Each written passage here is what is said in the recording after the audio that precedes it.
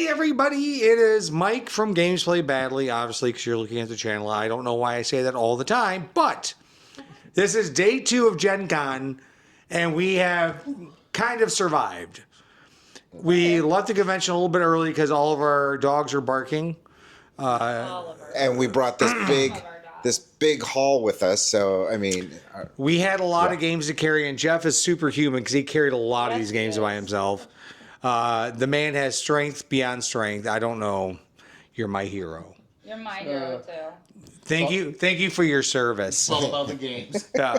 He's also an ex-Navy chief, so he's pretty much a badass. But that being said, we have survived day 2, and we have all this in front of us to tell you about. We're not going to tell you about every game, but we did a lot of shopping. There are a lot of really great games out there. Everyone, I think, had a really good time. We demoed some games. Oh, yeah. I got a chance to talk to Scott Rencher, who is the digital creative who is doing the digital version of Nature, which is a very hot game at Gen Con right now, and it is being released at the same time as a physical game. So that is unheard of. It's unique, and it's one of a kind so far. And I got a chance to talk to him about his creation, how difficult it was for him to create the game in tandem with the actual board game, and that interview will be coming up later on today or tomorrow. And we've had a really good time. One of my favorite things is we finally got a chance to go out into the food truck area, and I got one of my favorite things that I love every Gen Con, and that's a little Sun King beer. And they had a unique offering. Well, it's not really unique. They do it every year, right? Every year. Yeah. They do a 4-pack. You get the 4-pack, you get a cooler. Last time we got Jeff on the cooler. Yeah. No, they had no coolers last time. Beer, but no cooler. So I made sure I bought some koozies, and the cooler with 4 beers was like $30. Wasn't too bad. And I really enjoyed it. So we've done a whole lot today, and why isn't somebody chime in with what they've Mike, done? What flavor is the beer? Oh, really good question. it's hidden. apple cider. Apple cider, Cider, they're all yeah. Apple-related beers this year It's for the good. Gen Con beers. Yeah. It's not overpowering. No, it's It's good. got the perfect amount of hint. I It's like crisp. this beer this year. Sun King always has a good selection of beer, and this is no different. So, Yeah. all right, what?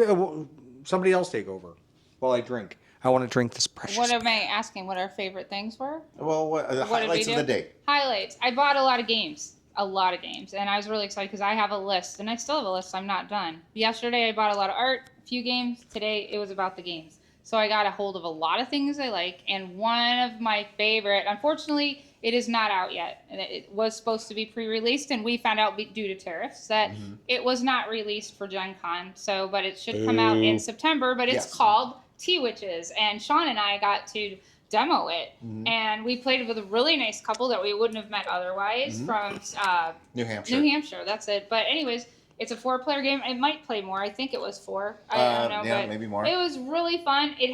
There are some mechanics that you've seen in other games, but there's some originality, or at least mechanics done in a way that I haven't seen. And my favorite part, really, I think that the Lazy Susan, that's what we call her. Jeff would say a Lazy Susie because that's my name. And you spin it, and you not spin it, but you turn it to take things. But it's about serving tea to witches, and some of them are celebrity witches, and you want these return customers and to keep your customers happy. And it's a lot of fun. I'm really excited. I'm telling you. And right now you can sign up for it. Sign up for the release, and they'll. Yes, if you pre-order now, you'll get a special something promo. Yeah, some something. promos. Yeah, they didn't really say what, but Miniature promos. Market, We got to right? go to Miniature Market Yeah. to do that because unfortunately OP does not have a booth this year. But yeah, I'm really excited. It was really great. The ladies were very nice to show us the game, and I'm really excited. So that was my excitement. It has been my excitement, and I'm excited to get the game and definitely have play it when it comes. When you were talking about not having a booth, Yeah. I have a PSA for all the folks who are at Gen Con and maybe watching this or coming to Gen Con this year. I don't know if it's too late. We bought that $25 cup that you get the refills in for like $2 or $3. Yeah. They did not have tops to them. They gave me a regular drink top that you get like from McDonald's or something, and the straw was too short, so it didn't fit. I come to find out that they have them at Lucas Oil Stadium, right? Yeah, that's where we saw them. But make sure you get your top and your straw off for that because it's $25. Otherwise It's pretty they don't want- expensive. yeah. Anyway, sorry. That's one of my pet peeves. You said no booth tariffs. You got it. You shot me off. Got it. All right, Shawnee, what do you think? Well, T Witches was really nice. I enjoyed playing that. Probably need another go at it just to get the minutia of the rules. I was kind of gushing. Big word. Minutia. I was kind of gushing at Scott Rencher over at doing the nature game, doing the digital version of it, because looking at the game, like there's a big difference between putting out a board game, which is a lot of work, I'm sure, but doing the digital version of it, because you have to spruce it up and you have to put out animations and graphics and come up with all this stuff and make everything work. And I was just so amazed that he was able to get the digital version out in time with the physical game. Sure. And so I was just sort of amazed by that. And also he said that he had run his game through AI to have This is a great story. Yeah, this to is have a a virtual opponent, and the AI found a loophole in the rules and was exploiting that, and so he had to go back and correct that loophole just right before releasing the digital version. So and also the physical version, they had to correct both of them. They had to correct both of them because that game was obviously physical and digital, and the rules were the same rule set. And AI helped them figure out there was a loophole that AI was exploiting, because Scott was saying, "Dude, I'm playing this game. I played this game a million times, and this AI is beating me every time." And he said it was because of that loophole, and they were able to correct it because of AI. Before the game actually got released. Wow, it amazes me. AI just amazes me. Yeah. Like every day, I feel like I hear something different, cool that it does. Yeah, I mean, when it comes to games, I love it. When it comes to running our military, probably not. But that being said, dun dun dun dun dun, a little Terminator music. Sean? Huh? I already went through my stuff. Okay. Well, Done. Jeff? All right, Jeff. Me. I am a huge Munchkin fan, and it's these two fools that got me stuck on that game. That was all my. Yeah, we picked up the new Munchkin Shadow Run, and I'm really excited to play that one because it's got like the Matrix as a new mechanic. So I'm pretty excited to play that one. So that was a blast. And the thing I think I love the most about Munchkin is every time you go to the Steve Jackson games, you're almost treated like your family, or they've known you for years. I mean, they take the time to talk to you. They explain games, but then they ask how you're doing, how your con is, the whole night. And they're, of course, they're always packed, but they always make time for everybody. And I think that's what I love, and keep coming back to them every con that we go to. So yeah, you're absolutely right. We got recommended a new game.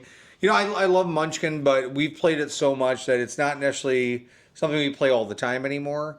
And I feel also with the ambiguity with some of the cards and the rules, it's not great for like somebody who's never played games before. So I wouldn't consider it like an entry game.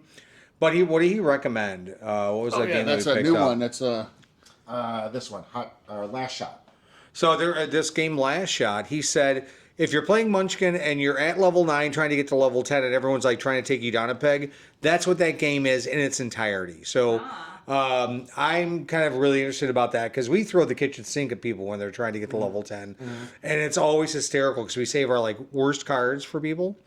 And so I'm really excited to try and play that. And I thought they were, again, incredibly helpful because I was like, I don't really want more Munchkin stuff. I have the big box that I just got and some other stuff. And he was like, do you want more Munchkin? I'm like, no, I'm good.